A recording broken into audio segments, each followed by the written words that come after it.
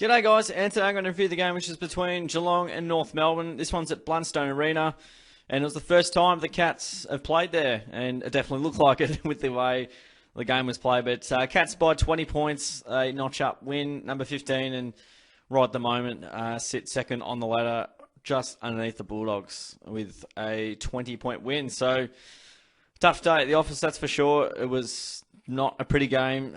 We can definitely tell by the scoreboard with just 104 points kicked between both the teams, and they couldn't quite get their turnover game going both sides because both teams were defending amazingly well, and no team wanted to be too risky with the ball, and they wanted to mitigate turnover as much as possible. As we can see, North led it a quarter time, and then after quarter time, Geelong got on their bike and made it a bit trickier on the scoreboard for North, and it was just an absolute stalemate of a game for most part. It was great pressure, play between the arcs from both teams, and North, to their credit, they really loved their corridor use, and I suppose Geelong early on were onto it and were able to sort of generate some scoreboard pressure from, I suppose, being able to intercept those transitions into the middle. Corridor kicks at North were definitely biting off a lot earlier, and Geelong were paying attention to that, and they knew what they were up against, and definitely made them pay a few times. So Davies Uniacke is a really good player, I must say. He's been very good, and as the game sort of wore on, it was just a real battle for either team to be able to move it from one end to the other. Even on turnover, teams weren't able to make those fast breaks. Both back lines had 8,000 defenders back there, just like Damien Hardwick likes to say. But, to the Cats' credit, sort of some individual brilliance late and some good play really, allowed Geelong to sort of, put some more pedal to the metal and get some more goals on the board. They didn't really make the most of their chances today, as you can tell, with 22 shots on goal, just kicking 8, which, again, there was a number of chances where they were pretty gettable and probably could have put some more scoreboard pressure, but knew the conditions would be pretty tough. And, North, 50% as well, and they didn't really get a lot of opportunities. But what the Cats did really well is they maintained possession of the ball as they do, and, their intercept possession and intercept mark game was, just absolutely brilliant. So, whenever North were trying to go forward or they were trying to get the fast break, Geelong would, try and get a good intercept mark in there or a tackle in there, or just to apply a bit of pressure, which we did throughout the afternoon in spades.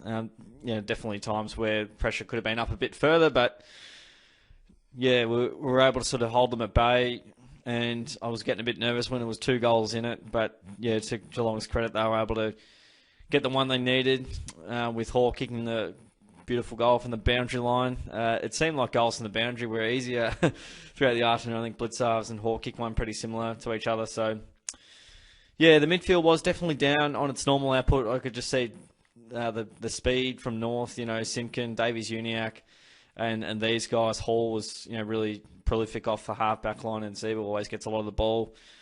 And, I just felt like Menegola and Delwood, Dangerfield and Selwood were just really quiet. And Parfitt didn't get a lot of it. Narkle got a little bit of it, but I don't want to go into individuals right this second. But it just felt like our midfield couldn't quite make the most of it. With I suppose the opportunities they had, and going the other way, North had some really good looks forward. But again, thank goodness for reasonable pressure up the field and a really solid back line, which has just done an amazing job for so many years, has to be said.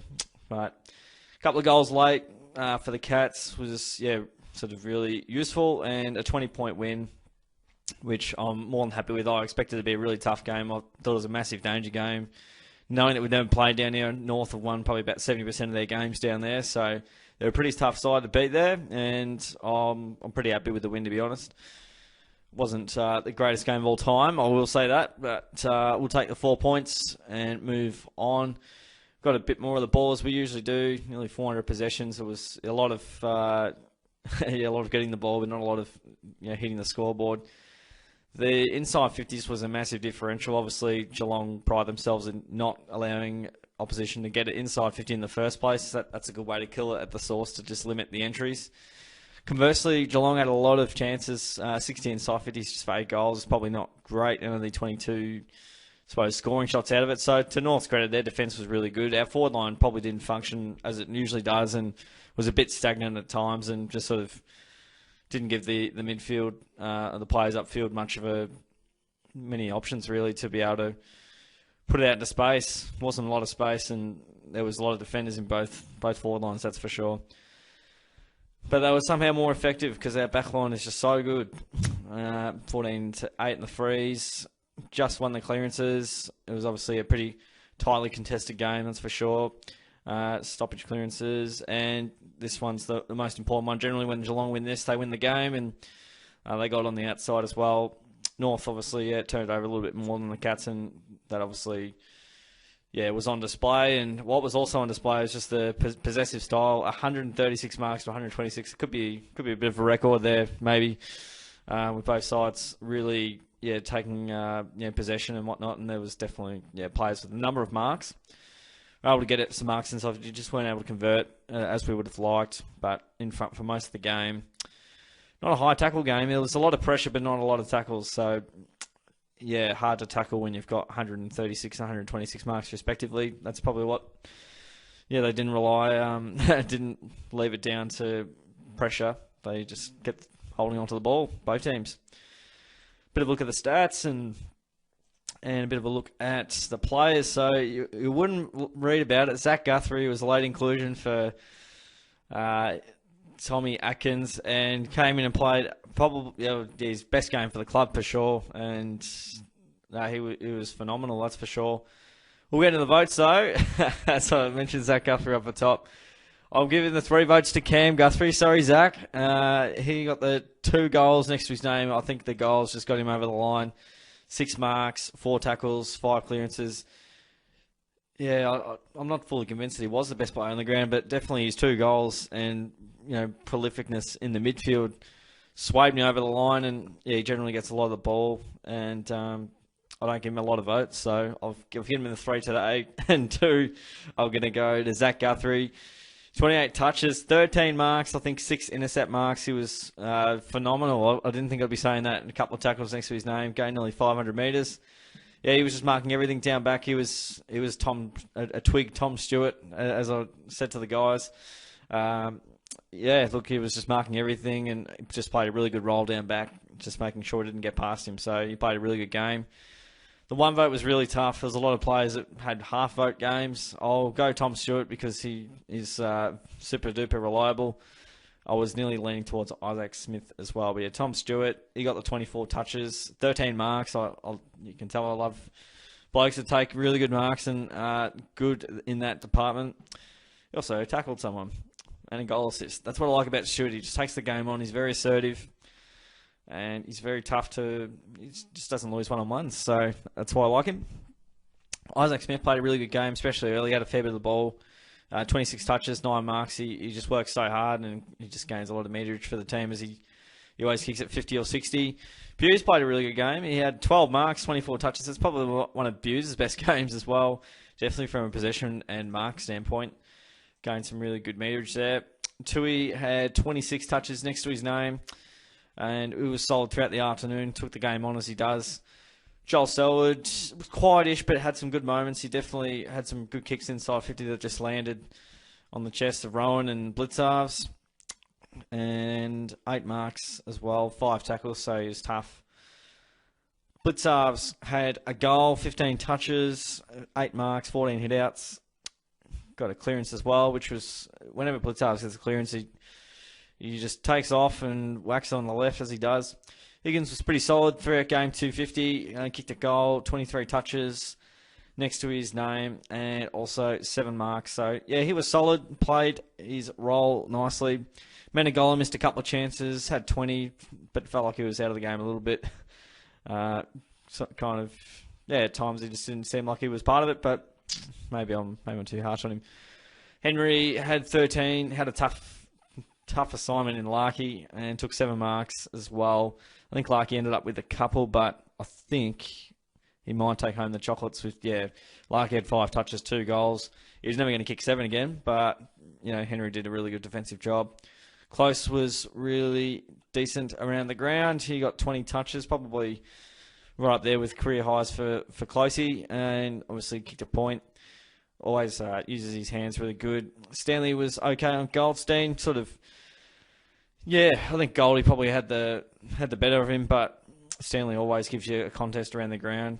Dangerfield was quiet for a lot of the afternoon. I think he played a little bit forward, but then lifted late, which was really good. The cream rose to the top in the final term. Tommy Hawkins had an indifferent day, kicked a goal. He ended up with one right from the boundary, and that was probably the only chance he's going to get. And he got a few hitouts next to his name, as he does, taking those forward ruck stoppages.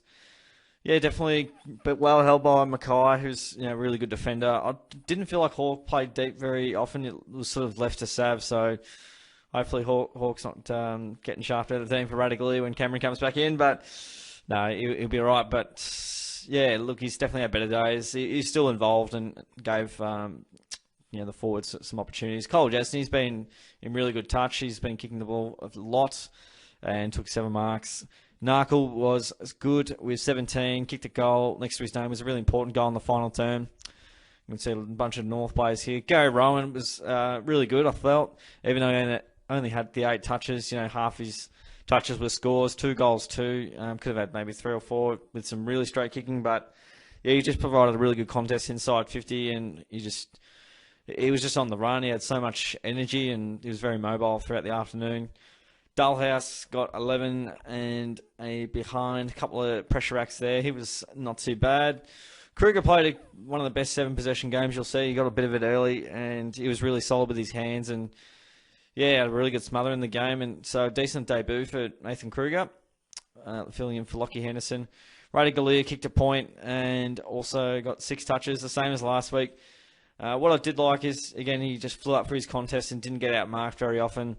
Maybe a couple of times he got outmarked, but from misjudging it. However, yeah, he's getting double teamed or triple teamed at times. It was like, where's Hawkins and where's Rowan if he's getting double and triple teamed.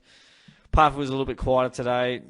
Didn't really get a lot of it, and definitely has had better games, that's for sure. Maybe he was a bit sore, but Clark didn't get out on the ground, as there were no injuries to the point where they needed to go from there. Looking at next week, TBC, we have... What we do know is we'll be playing at GMHBA, date and time to be confirmed. So I feel like the Cats are playing Saturday Arvo. I could be wrong, but yeah, look, it'll be an interesting game, no doubt. Down the highway, the Cats are pretty tough to beat, and their last 3 games are at home. So they've set themselves up beautifully for a top 4 finish. Maybe if things go really well, it might be a top 2. But yeah, the Giants, you don't know what you're going to get from them sometimes. You do know it'll be tough to beat Geelong there. They have beaten us there in the past, probably at their absolute best. But yeah, I imagine we'll get the job done there, probably in that 4 to 6 goal mark. But you just never quite know. Any team can beat anyone on any given day. I can absolutely attest to that. So I think, yeah, we get the job done over the Giants. I probably think we win the next 3 weeks, but I imagine we might drop one as well. Who knows? My tipping predictions aren't great, so I'm probably not the best to ask. But yeah, and what was a tough afternoon for the Cats and the Roos. I mean, yeah, the Roos were only able to gather, I think, not too many inside 50s, and that's what Geelong do best. They just restrict you. They're very stingy down back, and that's how they go about it. But yeah, Geelong definitely didn't get their high score, definitely didn't play their best brand of footy. But yeah, both sides, kudos for their defensive mechanisms in place to ensure that it was a very tough fought win. So that's it from me, guys. Hope you enjoyed the review and the video. Don't forget to like the video, subscribe away, and tap the bell as well. All that good stuff. And comment any of your thoughts on the game. So thanks again for sticking around, guys. I'll see you all in the next video.